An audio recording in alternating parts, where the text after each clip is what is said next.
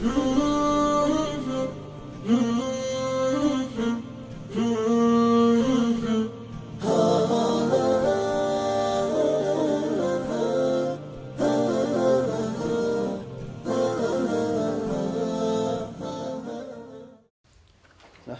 ونصلي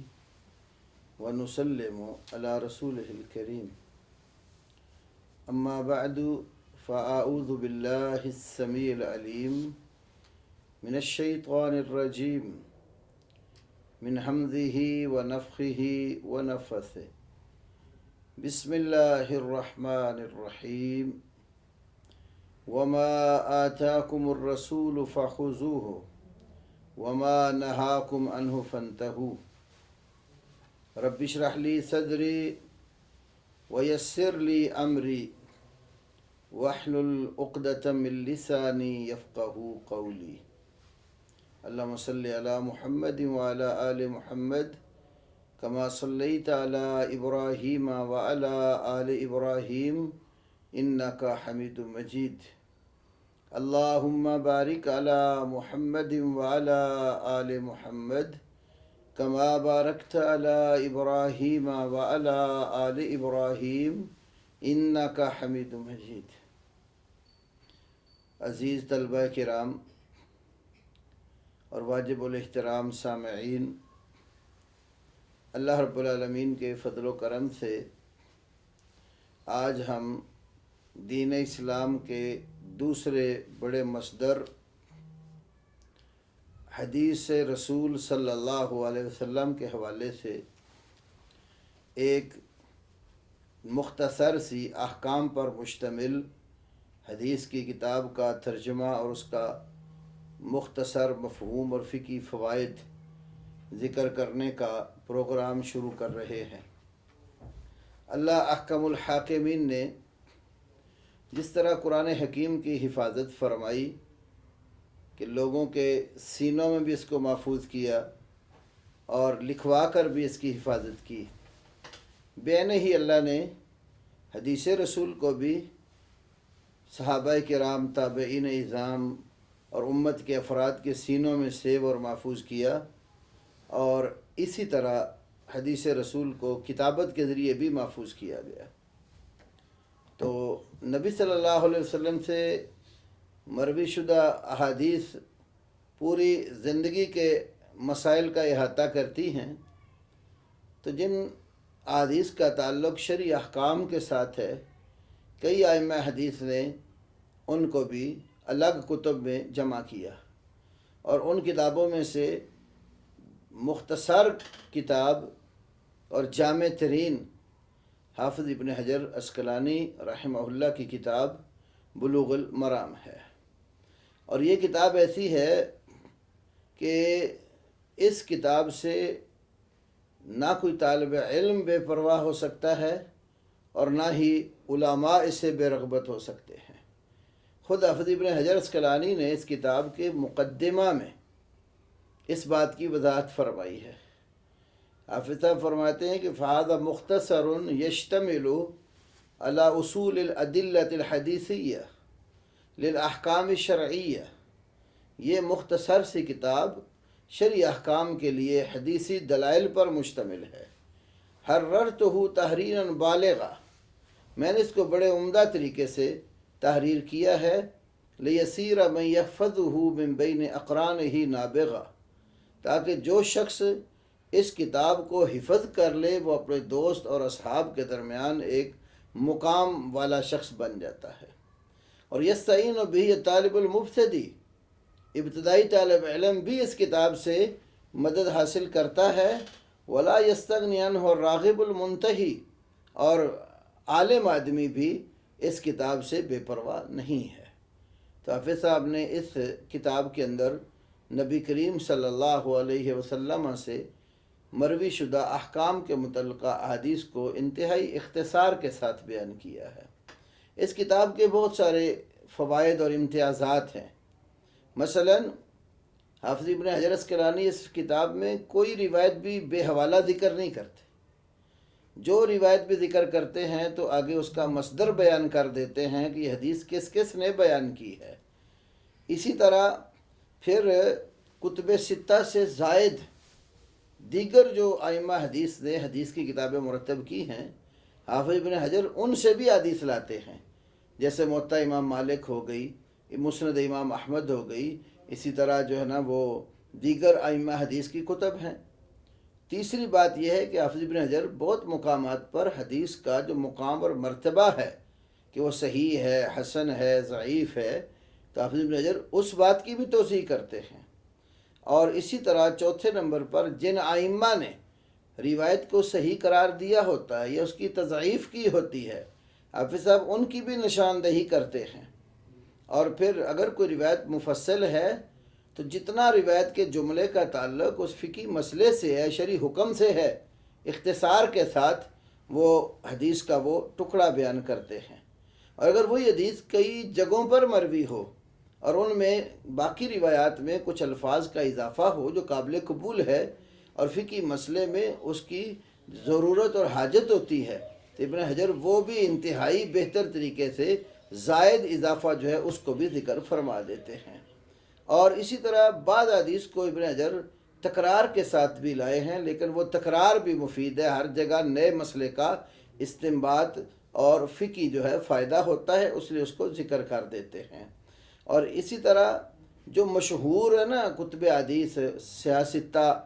اور اس کے علاوہ مسند احمد، یعنی معتبر کتب سے حافظ صاحب اس میں حدیثیں لاتے ہیں۔ تو اس لیے یہ جو کتاب ہے یہ بہت سارے علمی اور فقہی فوائد پر مشتمل ہے۔ میں نے چند ایک چیزیں اس کی آپ کے سامنے رکھی ہیں۔ تو یہ کتاب جو طالب علم اچھے طریقے سے پڑھ جاتا ہے اور اس کو سمجھ لیتا ہے اور یاد کر لیتا ہے تو وہ بے شمار فقہی مسائل جو ہیں ان کا احاطہ کر لیتا ہے دلیل کے ساتھ۔ یوں سمجھ لیجئے کہ فتح الباری جو شرح صحیح بخاری ہے حافظ ابن حجر عسقلانی کی، تو فتح الباری کے اندر جس قدر بھی بیان کردہ مسائل ہیں تو ان کا احکام والے جو مسئلے ہیں نا فقہی احکام، ابن حجر نے انتہائی خلاصتاً ان کو فتح بلوغ المرام میں ذکر کر دیا ہے۔ طوالت بڑی کتابوں میں ہوتی ہے، لیکن یہاں ابتدائی طور پر وہ بڑے آسان انداز سے حدیث کا جملہ ذکر کر کے فقہی مسئلہ سمجھا دیتے ہیں۔ تو یہ کتاب فقہ الحدیث اور شرعی احکام کو سمجھنے کے لیے ابتدائی کتب میں ہے اور اللہ نے اس کو بڑا مقام دیا ہے۔ اگرچہ بعض لوگوں نے اس کے مقابلے میں بھی کتابیں مرتب کرنے کی کوشش کی ہے، جس طرح کہ ایک مکتبہ فکر نے آثار و سنن کے نام پر کتاب مرتب کی، لیکن اس کو وہ مقام نہیں ملا جو حافظ صاحب کی اس کتاب کو ملا ہے۔ یہ بڑے بڑے جو ہے نا وہ مدارس میں، یونیورسٹیز میں یہ کتاب باقاعدہ پڑھائی جاتی ہے، اور ملک کے طول و عرض میں ہمارے جس قدر مدارس ہیں تو مدارس میں جس حدیث کی کتاب سے عموماً ابتدا ہوتی ہے وہ یہی بلوغ المرام ہوتی ہے۔ کہیں بعض مدارس میں بالکل ابتدائی کلاس اعدادی جس کو ہم کہتے ہیں، اس میں اسی کتاب کا آخری حصہ کتاب الجامع باقاعدہ حفظ کروایا جاتا ہے اور ترجمے کے ساتھ اور تفسیر کے ساتھ اس کو پڑھا دیا جاتا ہے۔ حفظ کے بعد پھر ابتدا سے اس کتاب کو شروع کر لیا جاتا ہے۔ تو حافظ ابن حجر عسقلانی رحمہ اللہ نے پھر اس میں کچھ اصطلاحات استعمال کی ہیں جن کا بیان خود انہوں نے اپنی کتاب کے مقدمے میں کرتے ہیں۔ جب وہ کوئی حدیث بیان کر کے کہتے ہیں کہ اس کو رواہ السبعہ، ساتوں نے روایت کیا ہے، تو ساتوں سے مراد کتب ستہ کے ساتھ امام احمد ابن حنبل بھی ہیں، یعنی مسند احمد، بخاری، مسلم، ابو داود، ترمذی، نسائی اور ابن ماجہ مراد لیتے ہیں۔ اور اسی طرح جب وہ ستہ کہتے ہیں تو ستہ سے مراد احمد کے سوا باقی 6 کتابیں ہوتی ہیں، اور جب وہ کہیں کہ اس کو پانچوں نے روایت کیا ہے تو پھر بخاری اور مسلم کو نکال دو ان میں سے، تو ابو داؤد، ترمذی، نسائی، ابن ماجہ اور مسند احمد شمار ہوتی ہیں، اور 4 سے مراد ان کی ابو داؤد، ترمذی، نسائی اور ابن ماجہ ہے، یعنی مسند احمد اور بخاری اور مسلم نکال کر، اور 3 سے مراد مسند پہلی 3 بخاری، مسلم اور مسند احمد نکال دو، اور آخر سے ابن ماجہ نکال دو، ابو داؤد، ترمذی اور نسائی مراد ہوتے ہیں۔ اور جب ابن حجر کہتے ہیں کہ یہ حدیث متفق علیہ ہے تو اس کا مطلب ہوتا ہے یہ حدیث بخاری اور مسلم کے اندر موجود ہے۔ اور ابن حجر فرماتے ہیں ان کے علاوہ دیگر جن ائمہ حدیث سے میں حدیث لاتا ہوں تو ما عدا ذلک ومبین، وہ اپنی جگہ پر ان کو بیان کر دیا گیا ہوتا ہے۔ جیسے پہلی ہی حدیث ذکر کر کے حافظ ابن حجر فرماتے اخرجہ الاربعہ، اس کو چاروں نے بیان کیا، یعنی ابو داود، ترمذی، نسائی اور ابن ماجہ نے، اور ابن ابی شیبہ تھا، اور اس کو ابن ابی شیبہ نے بھی بیان کیا۔ واللفظ لہ، یہ الفاظ جو حدیث کے ذکر کیے ہیں یہ ابن ابی شیبہ کے ہیں۔ یہ بھی اس کتاب کا امتیاز ہے کہ جس کتاب کے الفاظ ذکر کرتے ہیں وہ بھی تعین بعض اوقات اس کا بھی کر دیتے ہیں۔ وصح ابن خزیمہ والترمذی، ساتھ کہتے ہیں اس کو ابن خزیمہ اور ترمذی نے صحیح کہا ہے تو تصحیح بھی نقل کر دی۔ ورواہ مالک والشافعی واحمد،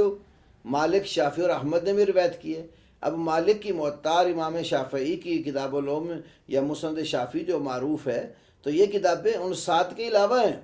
جو ان 7 کے علاوہ جن کتب کے حوالے دیتے ہیں وہ اپنی جگہ پر کھول کر بیان کر دیے گئے ہوتے ہیں۔ تو یہ تو اس کی اصطلاحات ہیں جو کتاب میں حدیث پڑھتے وقت آئیں گی، جن کا بیان اختصار سے آپ کے سامنے کر دیا ہے۔ اور ابن حجر فرماتے ہیں سمیتہ بلوغ المرام من ادلۃ الاحکام، میں نے اس کا نام بلوغ المرام رکھا ہے۔ بلوغ کا معنی ہوتا ہے پہنچنا، مرام کا معنی ہے مقصد، اور من ادلۃ الاحکام، احکام کے دلائل کی روح سے مقصد کو پہنچنا۔ یہاں یہ بھی سبق سکھایا گیا ہے کہ طالب علم کو جو مسئلہ بیان کرنا ہو تو اس کو شرعی دلائل کے ساتھ ذکر کرنا چاہیے۔ کتاب مرتب ہی اس لیے کی گئی تاکہ طالب علم کو مسئلہ پڑھتے وقت اس مسئلے کی شرعی دلیل بھی ساتھ معلوم ہو۔ اور ہم معاشرے میں آج بھی وہ بات زیادہ وزن رکھتی ہے جس کے ساتھ اس کی شرعی دلیل بیان کر دی جائے، اور الحمدللہ حدیث پڑھنے پڑھانے والے لوگوں کا اتنا اثر آج معاشرے میں موجود ہے کہ عام آدمی بھی جب اس کے سامنے کوئی روایت بیان کی جائے تو وہ کہتا ہے مولانا یہ بتائیں کہ یہ روایت صحیح ہے یا ضعیف ہے، اس کا مقام اور مرتبہ کیا ہے۔ تو یہ حدیث پڑھنے اور پڑھانے والے علماء اور طلباء کی محنتوں کا نتیجہ ہے کہ جب کسی کو حدیث کی ثقاہت معلوم ہو جاتی ہے تو اس کے دل کو تسلی اور اطمینان ہو جاتا ہے۔ تو یہ نام ابن حجر اسقلانی نے اس کا منتخب کیا، اور آخر میں اللہ رب العالمین سے مقدمے کے آخر میں حافظ ابن حجر نے دعا کی ہے، واللہ اسأل، اللہ سے میں سوال کرتا ہوں، اللہ یجعل ما علمناہ علینا وبالا، جو چیز ہم نے جان لی ہے، ہمارے علم میں آ چکی ہے، اللہ ہمارے علم کو ہمارے اوپر وبال نہ بنائے۔ علم وبال اس وقت بنتا ہے جب علم کے مطابق انسان کا عمل نہیں ہوتا، نہ خود فائدہ اٹھاتا ہے نہ کسی دوسرے کو فائدہ پہنچاتا ہے۔ وَيَرْزُقَنَا الْعَمَلَ بِمَا يَرْضَاهُ سُبْحَانَهُ وَتَعَالَى، اور اللہ سبحانہ وتعالیٰ جس عمل کو پسند کرتا ہے ہمیں وہ کرنے کی توفیق عطا فرمائے۔ تو حدیث پڑھنے اور پڑھانے کا مقصد بھی یہی ہوتا ہے کہ انسان کی زندگی جو ہے وہ سدھر جائے اور اللہ رب العالمین کی رضامندی کو حاصل کرنے کے لیے انسان کام کرے۔ تو اللہ تبارک و تعالی ہمیں یہ کتاب سمجھنے اور اس کے تقاضوں کے مطابق عمل کرنے کی توفیق نصیب فرمائے۔